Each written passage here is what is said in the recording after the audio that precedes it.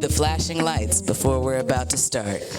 Welcome to the Culture View. I am your host, Karen Hewitt, and today we have a special guest, Lindsey Alice. Y'all here? We ain't here. You should be here, but that's all right. You can come to the next one next month. But for now, we're going to be talking about a new book, an artist who is a multi-discipline artist. But first, I want to give some shout-outs to my partners, Zora's House. Let's give it up for Zora's House real quick. That's where we are. New building. We're over on 4th Street. If you haven't had a chance to get a tour, you need to go ahead and book that. All right? It is a incubator and co-working space for women plus of color, and there's a lot of great things going on here. We also have been partnering with the Purple Door Cafe. Let's give it up for the Purple Door Cafe. This is everybody in here got a drink, a snack, or something, all right? And this is tea, but it has lavender in it. So, you're welcome. Come over here. They're open 7:30 a.m. to 2:30 p.m. Monday through Friday. It doesn't quite look like a coffee shop, but if you pull up, it's a coffee shop, and you'll enjoy it. All right, and then my creative team. I want to give shout-outs to my creative team. You got here producing 3E Multimedia. Yep. We got So Dope Entertainment on the ones and twos for social media. Project Net Solutions with project management, and then the EXO Collective with administration. So if you have any questions about any of those people and any of those groups, they are the reason why I'm able to do what I am today. So just ask me. But let's get into it with our guest here. I'm going to go ahead and give a brief bio based on some of the things that you said. We've also worked together as well. But then I want you to come in and answer and fill in the details. Fill in the gaps, what I missed, and what you want people to know about you. It's recorded, it's forever. Go ahead and tell people, all right? So Lindsey Alice, author of Fuck It, Thankfully, yoga lover and travel enthusiast, wrote Fuck It, Thankfully. I love that I get to keep saying this, as a love letter to anyone who's ever felt stuck, burned out, or boxed in by expectations. It's raw, it's real, and it doesn't hold back. This isn't your typical self-help book.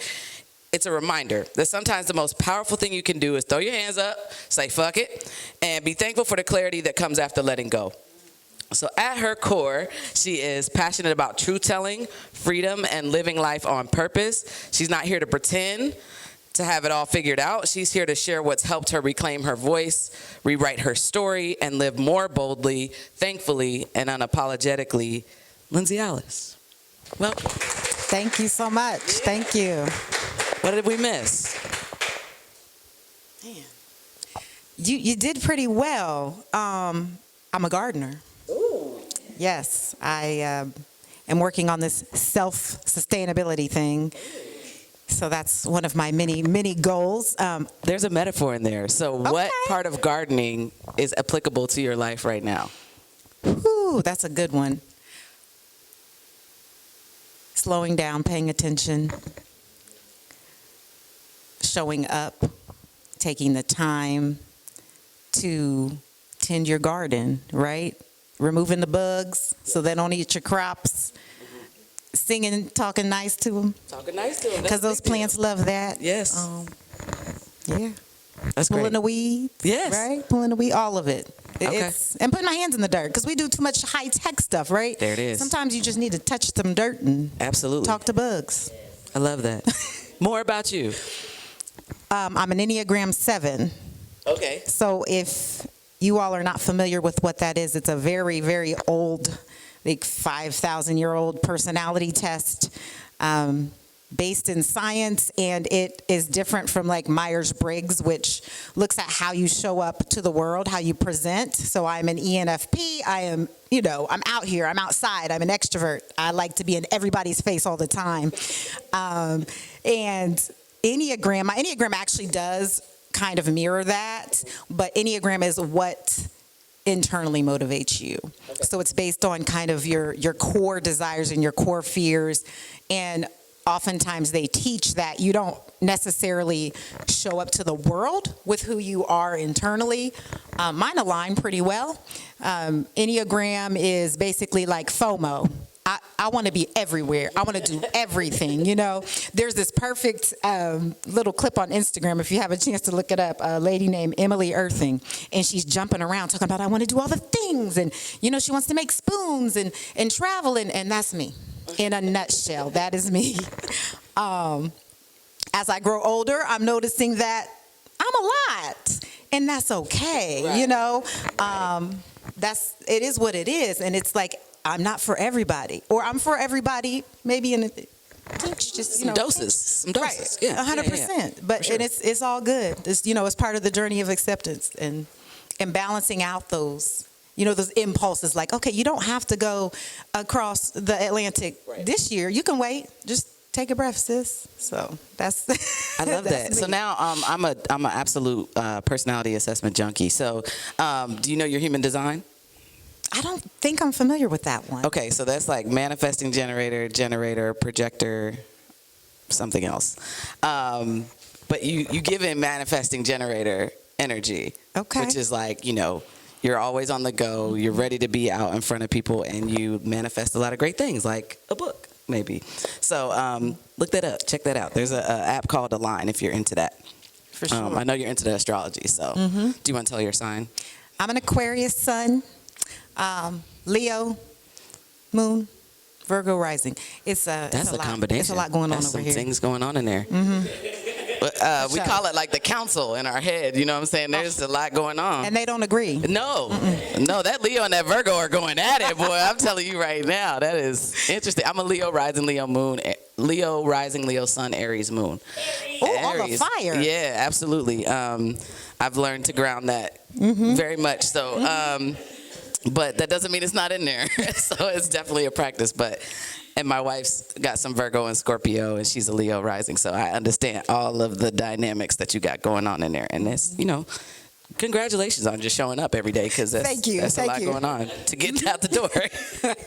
All right, so my first question,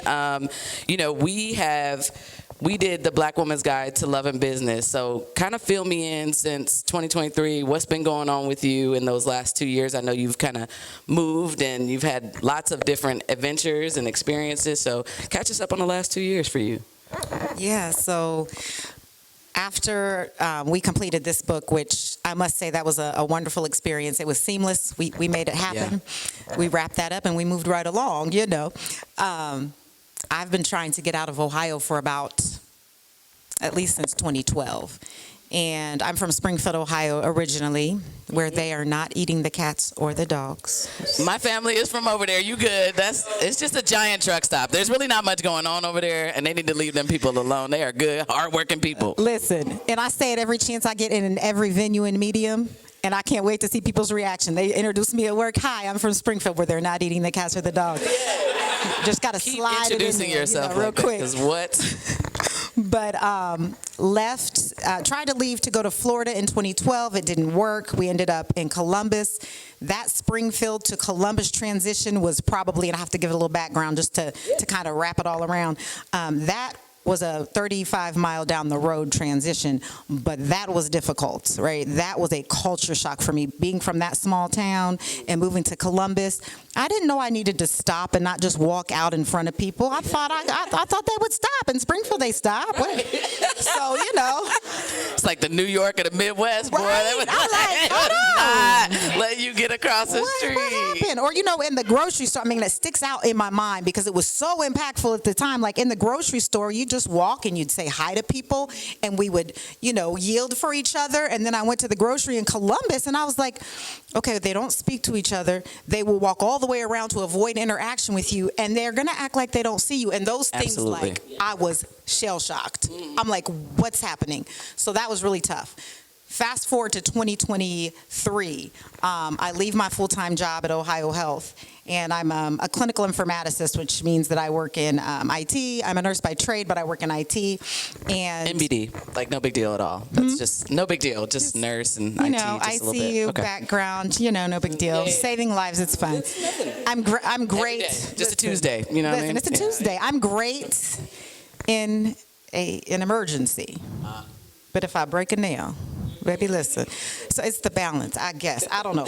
But I left. I had wanted to be a consultant for a while, needed to get to warmer climates. My soul was crying for warmer climates, as well as, the vitamin D activation, right? And I feel so much better.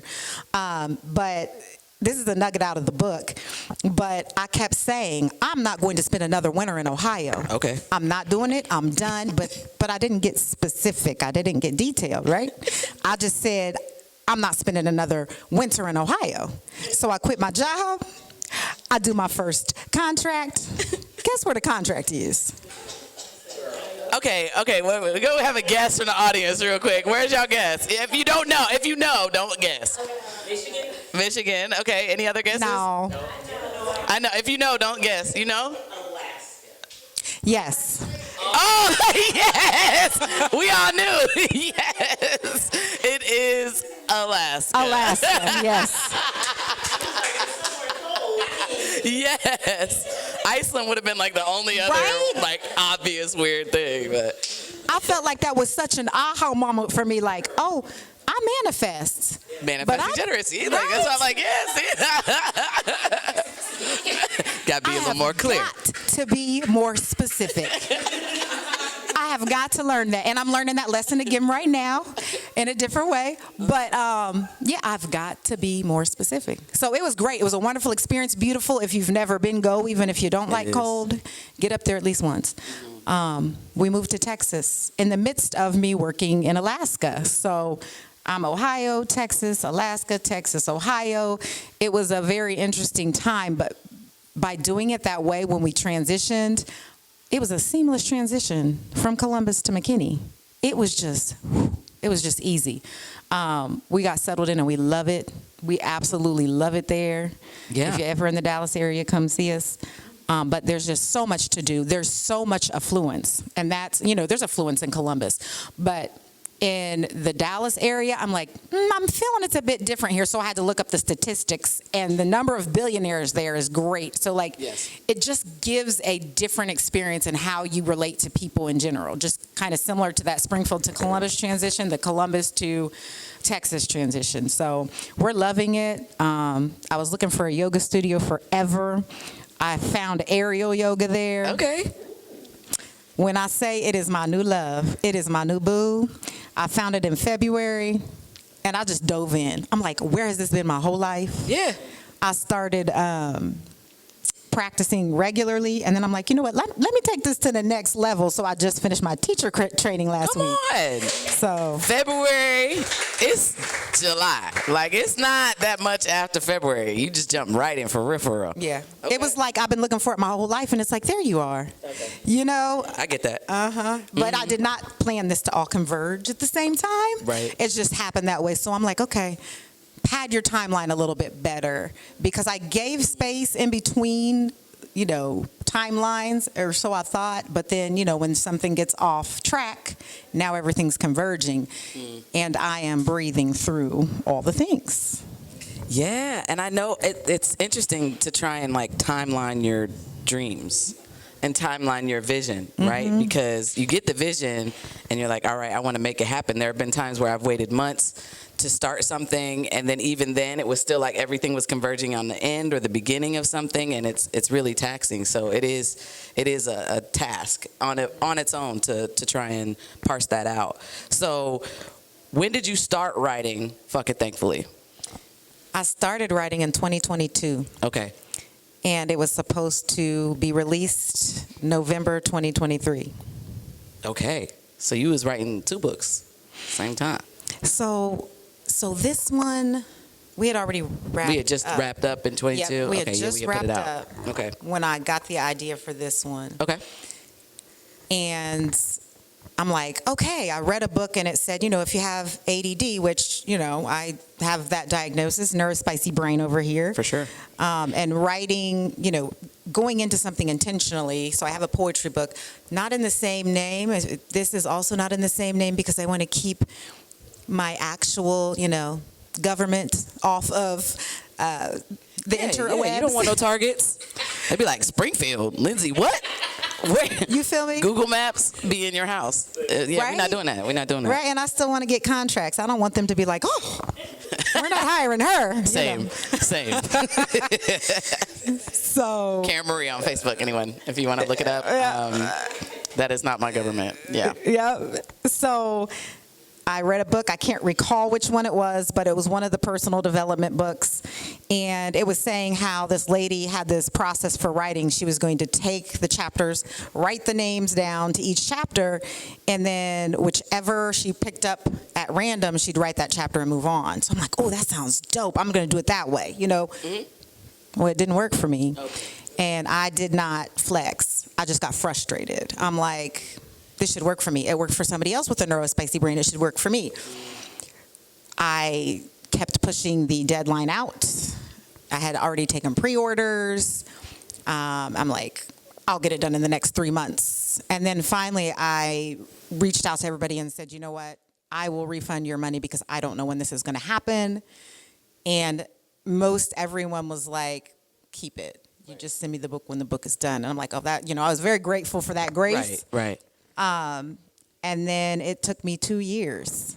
And I was in a space of still, and I talk about it in the book, dealing with perfectionism. I wanted it to be this perfect thing that really encompassed all that I wanted to communicate in this one project. And when it wasn't becoming that, I wasn't moving forward. I was becoming stagnant. So I finally just said, you know what? The book it has to be done by the end of the year. It doesn't have to be perfect. It doesn't even have to be good. Like, you just have to finish. That's true. And that was, you know, the mindset I took, and I pushed through. You know, I want to be inspired and write when I feel great. No, you need to get up and write. And It's a practice for sure. Right. Mm-hmm. And that's what I did. And here we are. So did you have the title before you wrote it? Yes. Okay, so I think it's so interesting when, again, we're praying for things or we're manifesting things, and you're like, I want this book to be perfect. And it was like, we're going to be everything but perfect in writing that book. So as a poet, you know, you have a certain relationship with language. Did writing this book change your relationship with like language and how you express or how clear you are or what that looks like? Yes, because before this book, I'd never written a full work that was kind of this style of writing. So I have, you know, a chapter, right, in this anthology, and poems, you know, whatever comes out is perfect because it's poetry. Right, exactly. So to write in this format was different for me. I read it and I'm still kind of like, wow, I wrote that, because I'm used to, you know, being edgy and being quick. And I'm like, no, you need to really kind of dig in, and you have to talk about emotions. And I'm an Aquarius. I don't like feely stuff. But I need to help someone else understand, you know, how I arrived here and what I did to work through it. And it's, you know, it's a perfect example of I'm not perfect, right? That whole process, I needed to go through that process because I'll never arrive. It's going to be this cycle forever. And I needed to learn that at a deeper level, I think. But yeah, the language piece it's interesting. When I came up with the name of the book, it was like, yeah, are you going to really do this? Are you going to put this out there? Yes, yeah, you are. You know, people aren't going to like it. You know, you're going to lose a lot of business because people are not going to buy it because of the name of it. And I'm like, yeah, I don't know who was talking. Was it the Virgo and the Aquarius, the Leo? I don't know who was talking, but I'm weighing it all out. It wasn't the Leo, I can tell you that. It was not the I'm Leo. sure it was the Virgo. I'm sure. Yeah. Like, there are holes in this plan. You know what I mean? The Virgo was like, we don't see it. Right. It's not 1, 2, 3. Yeah. So I'm like, wait a minute. We're just going there because there's just, it's such a trigger word for so many people for so many different reasons. And that was part of the point. Like, shock factor. Shock factor. What's the name of your book? Fuck It, Thankfully. Oh. That smile, the exact smile. Exactly. Yeah.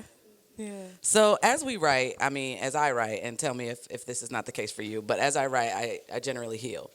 And so as you were writing, even in the first draft, right, that was like, no, and then you had a moment of integrity. Love that. I think that's probably why people were like, keep it, because it was a very full of integrity moment. But like, as you were writing this in both iterations, what healed in you? That's a good question. What healed? You could take your time with this one. Yeah. Look, I tried to prepare. I'm like, I'm going to think about what she might ask me. Didn't think about this one. Learning being like in this tension space between two opposite spaces. I talk about it in the book. I talk about it in probably everything I write.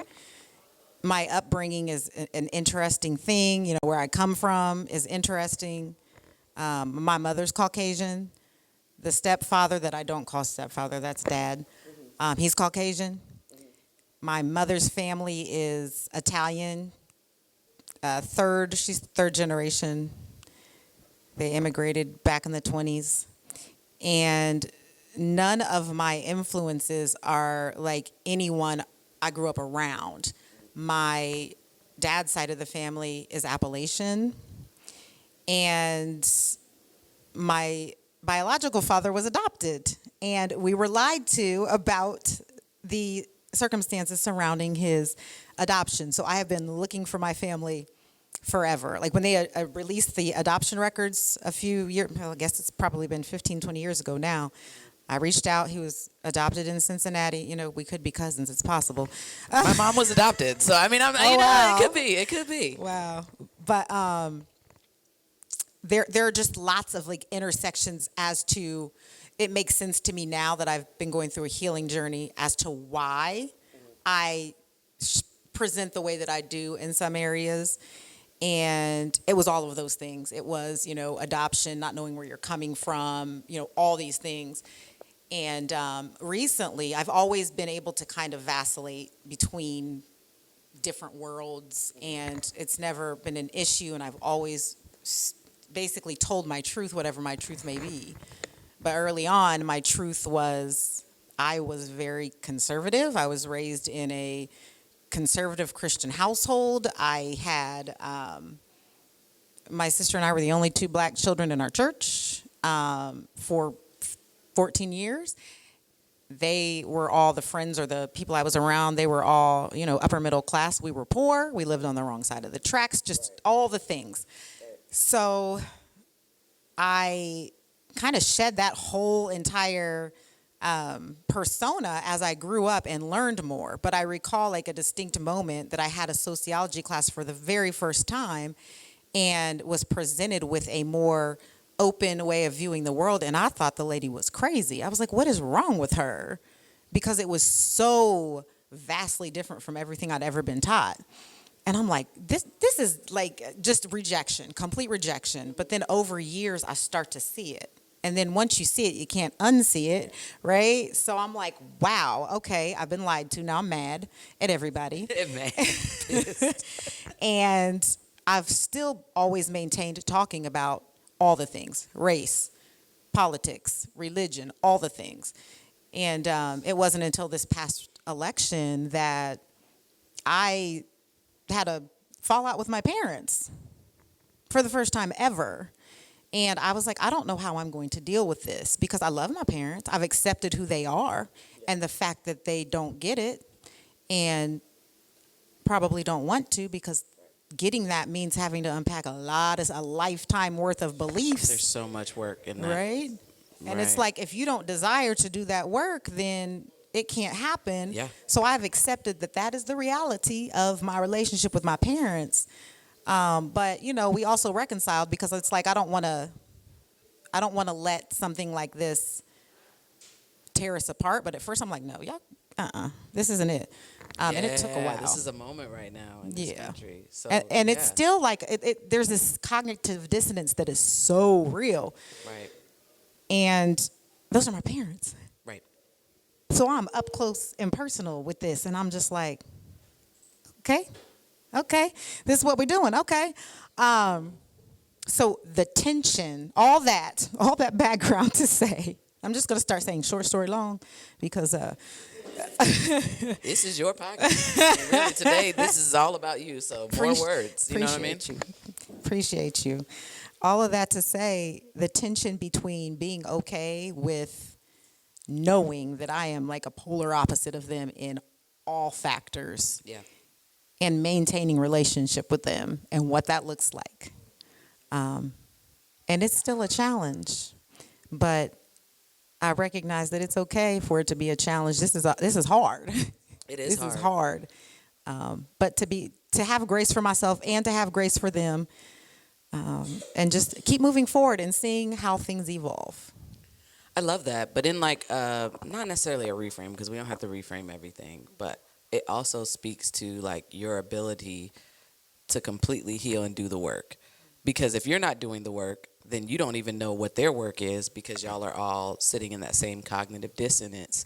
And so it's kind of beautiful to see how much you've evolved in your life just by getting out of Springfield and going and doing all these things and exploring and taking risks and having these adventures. Like it has shifted your worldview in a way that is because of all the work that you've done. So just shout out to you for all doing all of that work because it is not easy. It is lonely. It is tears. It is work alone. You know what I mean? And so that can be very isolating. So sorry to hear that that's like the state of it right now with your parents. But it also is good to know that you can write through that and work through that. So as far as your muse, tell us about your writing process. We need to know about that. And if you want to talk about your poetry writing process and then how that's different, that would be cool too. Yeah. So I don't know if I actually have a process because this is the first writing that I've done like this. I would put it down and pick it up and put it down and pick it up. I wrote, first draft, read through it, and then I'm like, wait a minute, I don't like the way this is flowing. And I think for me that was the biggest, there were, two big things. I wanted to get my point across, and I didn't want it to be super duper deep where people had to use a lot of energy to try to figure out what I was trying to say. Yeah. And I wanted it to flow in a way that made sense. And so it was getting the words out wasn't difficult, but then getting it in the right order, that's where it took a ton of time to make sure that going from one idea to the next flowed because, Neurospicy, I'm helping my parents with the yard sale right now. And I was trying to set up, the clothes. And I'm like, I'm going to stop this and go clean the backyard. Why? Because that's what I wanted to do. We're going to get into the Neurospice in a second because it's a lot in this room and I can feel it. I can feel all of y'all. That's what I wanted to do. And it's like, okay, you know what? I'm going to give myself a little time to go do this, but then I'm going to come back. And I think it's those tools, learning how to work with that, right? But getting it to flow in a way that I thought would resonate with people took the most time. I had it finished. I submitted it to my editor. Shout out to Leah J. She had it, and we went back and forth for 3 or 4 months before I got it to the point of, okay, I'm submitting this to my graphic designer. Shout out to Jasmine Urena. She did her big one with this layout. And then I went back and forth with her. It was supposed to come out June 3rd on my dad's birthday, and I had to push it back to July 1st because we had to, just the nuances with layouts and requirements. So, yeah. Poetry is definitely all feeling. I don't, if I just want to write, it's just a brain dump in a journal. But if it's a poem, I don't write a poem unless it just is a download. It drops in, I write it. Mm-hmm. Sometimes, and I know it's a download because, I'll just randomly have a thought, and then I'll just be so amused. Where'd that come from? That's great. Shout out, Up in, you know what I'm saying. But I know that that's where it's coming from, so. Mm-hmm. Are you a music person when you're writing? Not really. I am a musical person, but not really when I'm writing. Is it silence? You need silence and a quiet room. Mm-hmm. Okay. Yeah. Love it. All right. So we were talking about the Neurospicy. So we're just going to bring this in to the space right now. And so talk to us because I think this is something that a lot of us have a hard time getting to a diagnosis, right? I didn't get my diagnosis until 4 years ago, and that was autism and ADHD. So how did you go about getting your diagnosis and accepting those parts of you that you were realizing were because of ADHD or ADD? So that was a journey in and of itself. I mean, everything, right? All the things are a journey. Growing up in religion, you don't do medicine because you're weak. You just pray. And, you're weak if you need help. You don't need that. You have God. Pray about it. And I'm not saying that you should divorce those two thoughts. But what I'm saying is, in my mind, God gave us doctors for a reason. So let's utilize them. However, caveat to that too, Western medicine is it's a whole other thing. So there's always different Trash. Talk to your native and indigenous folks immediately. Listen, it is definitely a practice, and it's one rooted in a way of thinking that divides a person up. And so they're great at dividing people up, but that's not who we are. So how can we ever be well if we rely solely on this? So I certainly believe in utilizing modern medicine because it has its place. And that includes, mental wellness and health. And there was a point in time where I needed to get the therapy for the first time, like when I was 18 or 19 years old, and I needed to use the meds to get myself to a place where I was stable enough to see clearly. And there are other things, people can choose whatever works well for them, but that's where I was, that's what I needed to do. And then as I grew, it just became part of my life to have a therapist or a coach. Shout out to Coach Nikki back there. We had a coaching journey that started in about 2017, and that was really integral in my growth process from both a physical and a personal development standpoint. And with that, it is just continuing the journey. And then there was a point where I thought I'd arrived. I'm like, okay, I'm good. I don't need this anymore. Came off that medication and I went, phew. And that's when I really realized it's the vitamin D for me. I have to be somewhere where I'm getting more sunlight. And I feel so much better in Texas because my body is getting the hormones that it needs with the vitamin D. And 80% of Black women have a vitamin D deficiency. So that's a fact. That's a well-known fact. And hopefully we are starting to spread that word. And that is sometimes why people migrate south because it's like I can have this without having to take it in a pill form. 100%. And fact about Ohio, 99% of people are vitamin D deficient because of the way that the sunlight, the angle that the sunlight hits Ohio. I learned about that from a naturopath doctor I used to see here and a neuro provider that I worked with at Ohio Health. She said 99% of her patients are deficient. So just if you're not taking vitamin D, take some vitamin D, y'all. It's a hormone, really. It's not a vitamin. And our brains need it. But as far as the ADD diagnosis that came later, by that time I had worked through all of those things in terms of just accepting this is what it is. But I never realized that was part of my struggle growing up. I was just, like a lot of us, right? We are intelligent and multifaceted enough to hide it. We don't know that we're hiding it. We just do what we need to do to get through.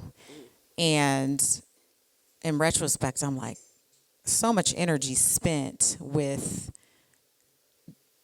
just putting time and effort into being able to show up like someone next to me shows up effortlessly, and not realizing that that's what it was. And then finding tools that work, because at the end of the day, like this is me. I used to try to change myself to be linear. It's not working. It's not going to work. I've accepted it for what it is. So now I just put guardrails around my, I want to go pull some weeds right now. Okay, you can pull weeds for 15 minutes and then go back and do what you said you were going to do. So that has been one of the biggest things is like figuring out when to let my brain float and do what it's going to do to create something really wonderful, typically at the end of it. But how can I let my brain do what it wants to do, unmasking around folks and not being committed to fitting into any boxes? That's very, very challenging. So is your camp, the people that are around you, your family, how do they navigate your neuro spiciness, and is there just a lot of love and soft landings there? Yeah, my husband, he's an Aquarius also, so it works very well, and he just lets me do me. Like he just shows up, supports whatever I have going on, and I love it. He just lets me do me. My older son is definitely neurospicy as well. The younger one's very much an athlete, so he wants to play football, and he's just an easygoing kid. So it's within the confines of my household. It's cool. It's a good balance. Sounds like.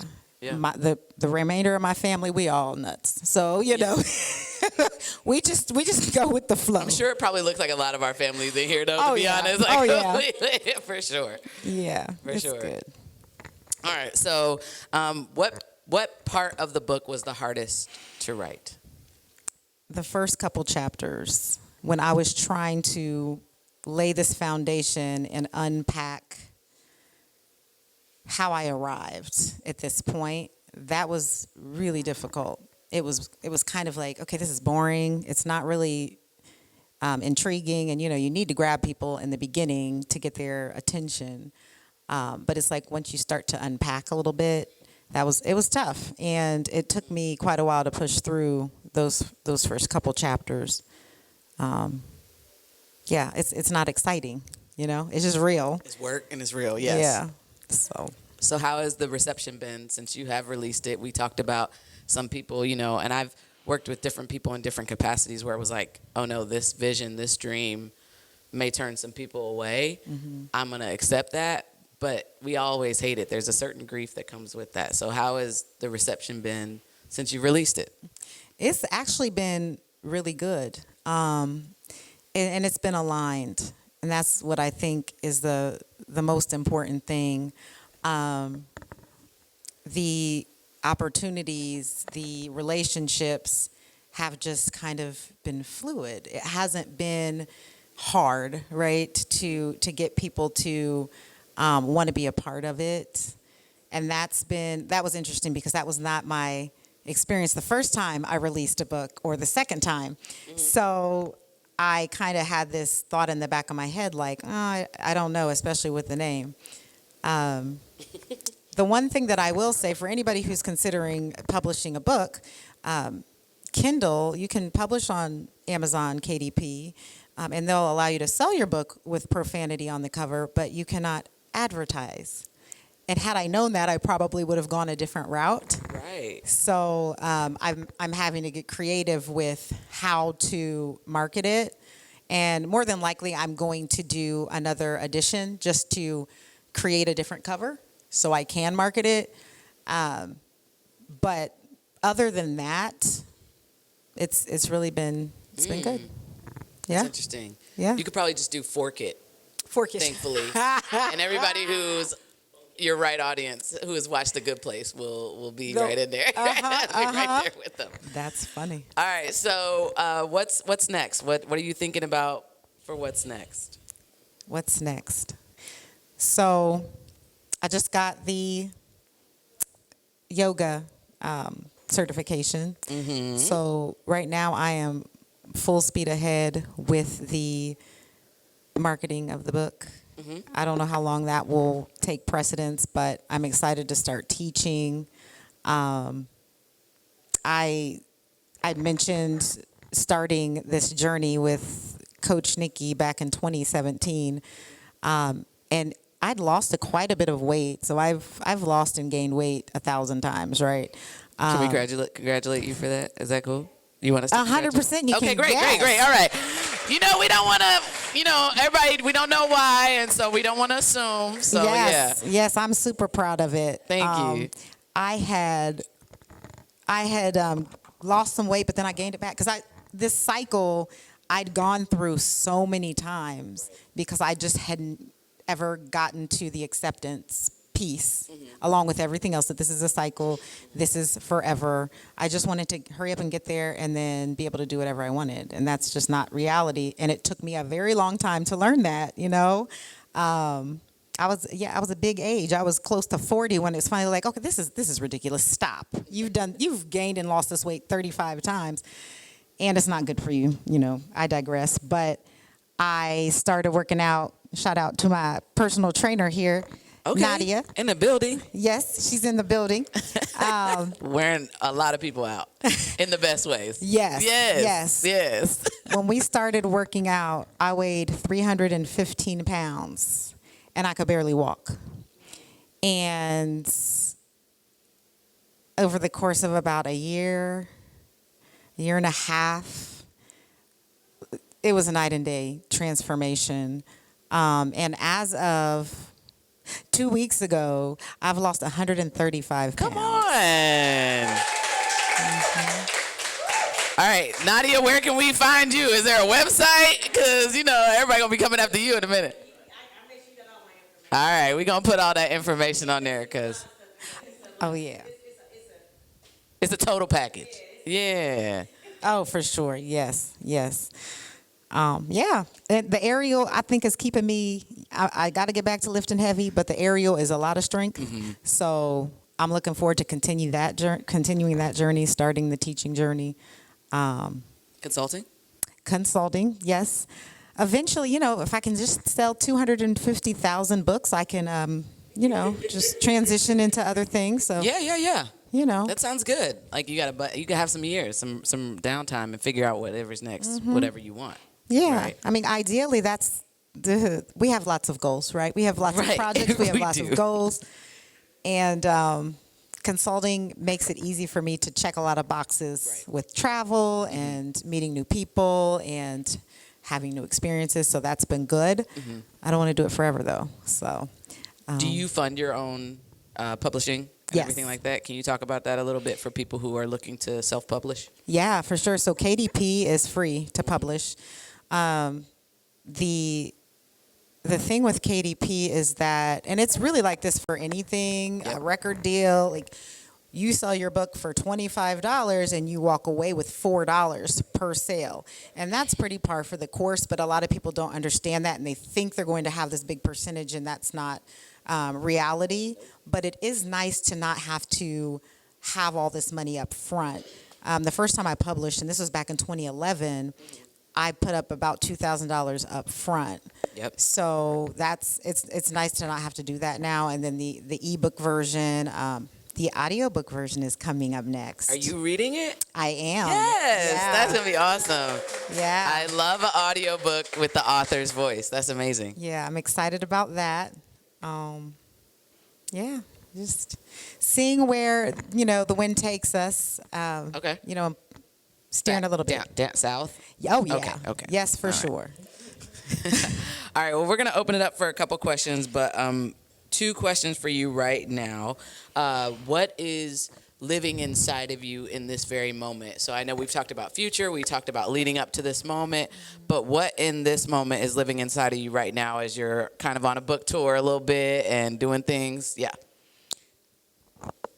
I am grateful. I'm just so grateful for this experience. I'm grateful to be here. I'm grateful for you and your reception. Of course. And it's so much fun. It's just, this is the thing, right? When I think about, like, if I could do whatever I wanted and money was no option, what would I do? I'd be flying around talking to people about the book. I love having a good time. Yes. Connecting with people, meeting new people. You're having your Michelle Obama becoming moment, like right now. Yes. Like, yes. That's it. Yes. That's it. All I have to do is say it, and this manifesting generator will take it. She gonna learn what that means and be like, yes, that is me, actually. All right, so the last question I'm gonna ask you before we get into a little promo and some questions is, I talk about, the culture of you, and the culture of you is becoming the you that you want to be, right? So if I had to finish this sentence, would you finish the sentence for me? The culture of Lindsey Alice is... You can put as many words. It's ever evolving. It is, maybe I'm going full speed one way right now, and maybe in a couple years I'm going full speed in the complete other direction, and I am perfectly okay with that flexibility. I do not have an image to maintain. Authenticity, what you see is what you get in every area of my, wherever I'm showing up, I show up as myself. I might not, I may use a little bit different language depending on the audience. Yeah. However, you're always going to get me, and you're always going to know where you stand, because I don't know who has time for all these facades, but it ain't Lindsey. It's not. And I think, 40, once you get 40 plus, all the fucks start to roll off, for real. Like, it just starts to roll off. And I'm at 42, which is apparently your Saturn return. Huh? I mean, you got an old soul, you know what I mean? But like, I'm telling you, it's a noticeable difference. Every year, they keep falling off, and then you care less and less and less about what people think, and you're just focusing on living your best life, and it really shifts everything. So. You have something to look forward to, and if you can start and harness that early, even better. Because I wish I would have been this way about it at 30. Like, I can't imagine what I would have accomplished by then. You know what I'm saying? All right, so we have our favorite trainer right here, the people's trainer right here. All right. Come on over here.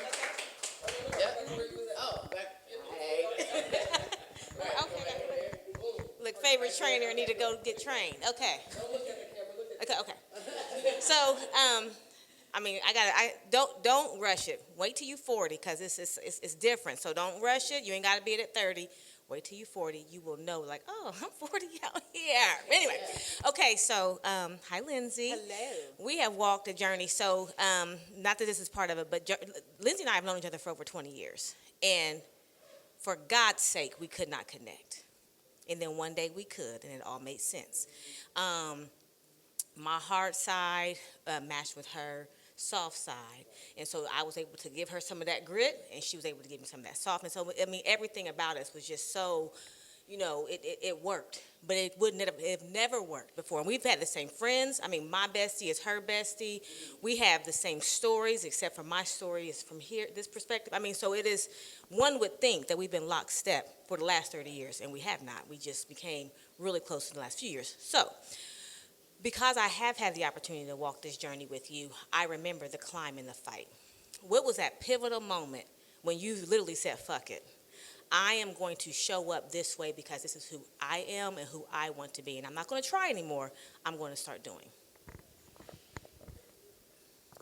I think the biggest pivotal moment was when, it had to have been about 2005-ish, maybe a little bit before then, when I was in this moment of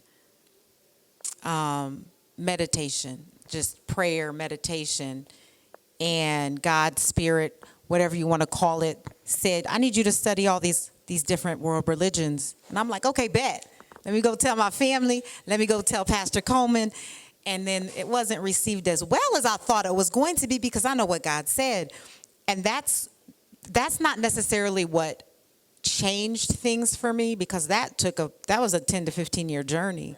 But that was the moment that was the catalyst, because I recognized that I know for myself what I know, and it's okay if anyone else outside of me doesn't validate that, whether I look up to them or not.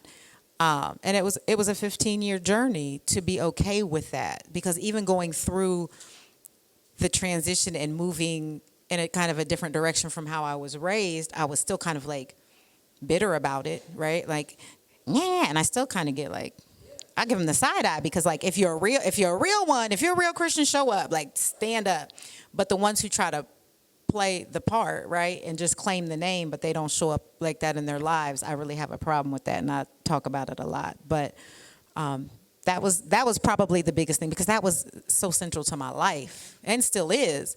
But just the transition in the way that I show up in that space, that was very, very difficult. And there was a lot of grief behind it, and a lot of having to let go and be okay with being alone and finding my way again, right? Well, I thank you for listening to God's instructions and taking care of yourself. Thank you. Right here. Okay. Hello, ladies. So I wanted to ask you, through your mental health journey, the unknown, the known, and the healing, which is the hardest chapter? And I would like for both of you to answer that. The known, the unknown, and the healing? Yes. I think so. It's difficult for me to put it in what is the hardest. I think that they're difficult in different ways. I think not knowing initially is the hardest, because you don't know what you don't know, and it's that unknown just strikes such a fear, and it doesn't matter what we're talking about, right? Just that fear of the unknown. and having to trust that you're going to figure it out, but you don't know what it looks like. But then alternately, there's that knowing where, okay, now I have some tools, I'm using these tools. That process, I feel like, is different for everyone, but taking the time that you need to be able to unpack that, and a lot of people just stop there.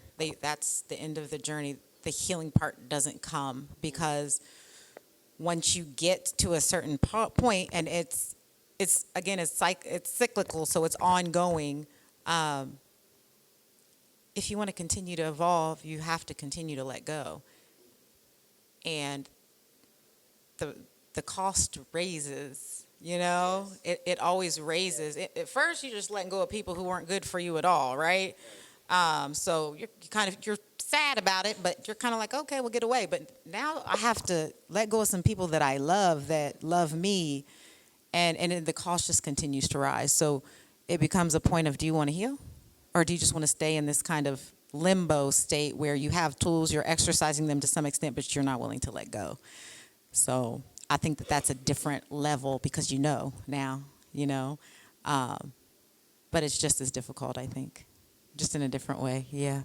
I'll talk about all three of them too, because the neurospicy, I'm going to have to address all of them. But like when I think about the knowing and the known, there's two parts to that. There's the knowing because it happened, right? Like there's a knowing because it's the past.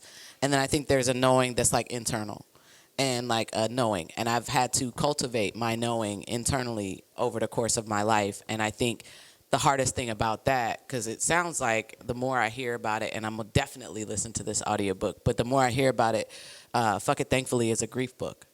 It's about how to let go of it with gratitude, right? And so as I hear the known part, I'm like, okay, my knowing, I've had to grieve my own knowing at times when I didn't let that lead. So there's a hard part about that. With the unknown, I think that's just hard because that, you either fear the unknown, or you fear what you know is going to happen, or you fear the inevitable, or you fear success, or what failure, or whatever that is. But like with the known, I think sometimes it's important that I don't know, because I wouldn't pursue it if I knew what was about to come from that. And so I think that's like kind of neutral. And then what I would say with the healing is, the thing about healing is we can heal as publicly as possible, and there will still be so many moments that are gut-wrenching and heartbreaking and alone, and that you have to do alone. And the thing about healing, we can do that collectively. I hope we do. I hope we find those places where we can have those moments of healing. But there is nothing that will take the place of a morning practice, of a brain dump and an evening practice, of a complete breakdown and cry and release. There's nothing that can really replace that, and you just have to go through it to get to the other side of that. And so that to me is the hardest part, because it's visceral and it's tangible, and you have to go through that to get to the other side every single time, and there's no way to escape or get around that. Yeah.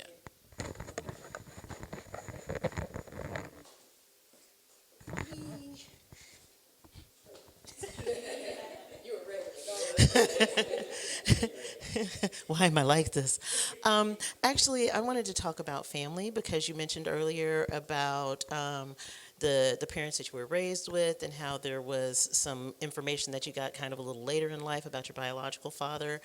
And also in the context of like the way you've been navigating how your parents are holding on to their beliefs, and yet you clearly have like community and people who are supporting you and who are embracing the you that you're trying to be.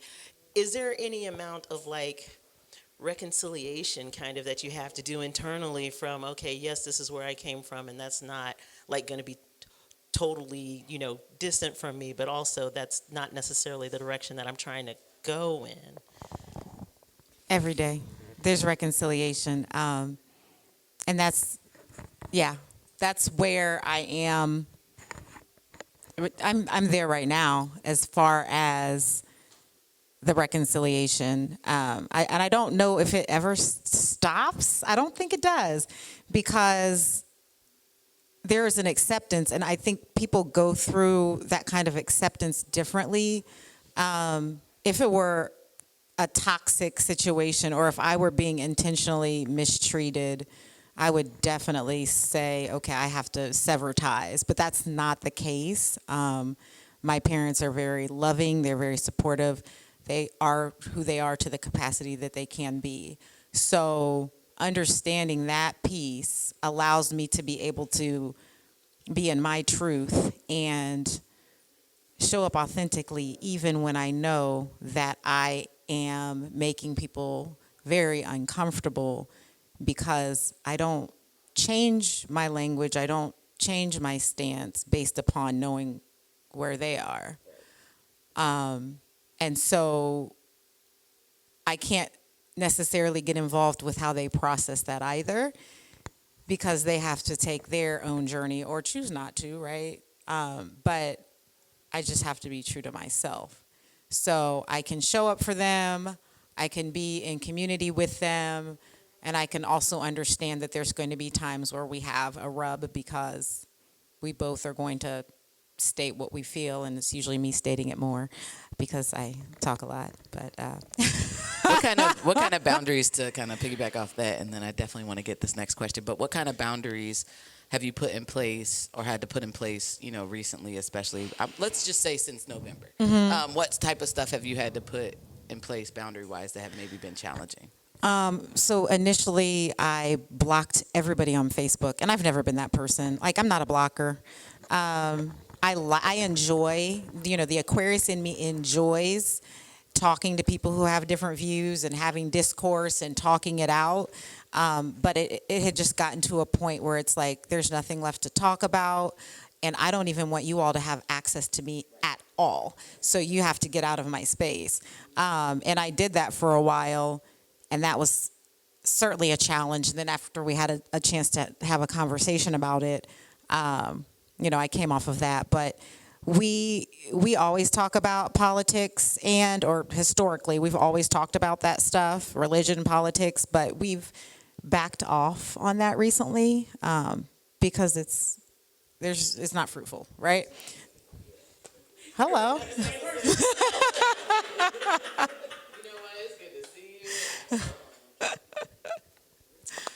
Through this incredible journey of capturing and saying out loud, healing out loud with your book, you've talked about boundaries, you've talked about the things that you've embraced about self-care, which is self-love.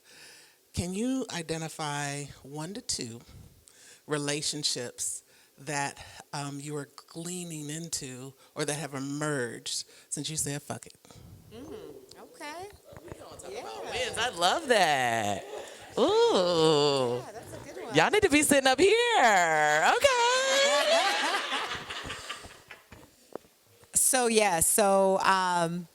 the yoga studio that I found that I became certified to teach, the owner is just the bomb. Shout out to Honor Yoga in Plano, Texas. Her name is Megan, and she's just this amazing soul, and she is she's an ally. And one thing that I'll say about my journey is that I've always, even though I've been as explicit about all the things race, people are like, oh God, here she comes and here she goes again. But I've always still embraced, all the parts of me. I've never been like, well, I don't listen to rock and roll and country. Yes, I do. I do all the things, right? So with that, just kind of showing up in that way and being so, in a grief process about what's happening right now, I'm like, oh, there's this ally who's in my space right now. I didn't expect this to be what my group looked like. Like, I wasn't seeking it out. It showed up, and it's been just this beautiful relationship. And she's like, oh yeah, you should have a yoga and a book signing at the studio. And I'm like, okay, let's do it, And I'm grateful for the way that things are evolving as I continue to let go of whatever I think it may be. I'm so upset because the world is falling apart. So I want to be in a space where I feel safe. And if I was being intentional, it doesn't look like what it looks like. But when I think about how I want to show up in the world, everybody is there. I mean, Asian, Russian, Indian, African, we are all there in this space, and they've created such a beautiful space. I'm like, these are my people. This is my space. And it just feels so good. And I'm so grateful. I'm just so grateful. You said 2 relationships. Okay, that was one. One more. My job right now, so the contract that I'm on right now, I have a dope team. I mean, it is just a super dope team. I'm on a really busy project. It's a long term. We usually do 3 to 6 months. This is a year. It's been a great experience. Very, very busy. Of course, in the midst of all this going on, work is very, very busy right now too. But I'm just grateful for the folks that I'm working with right now.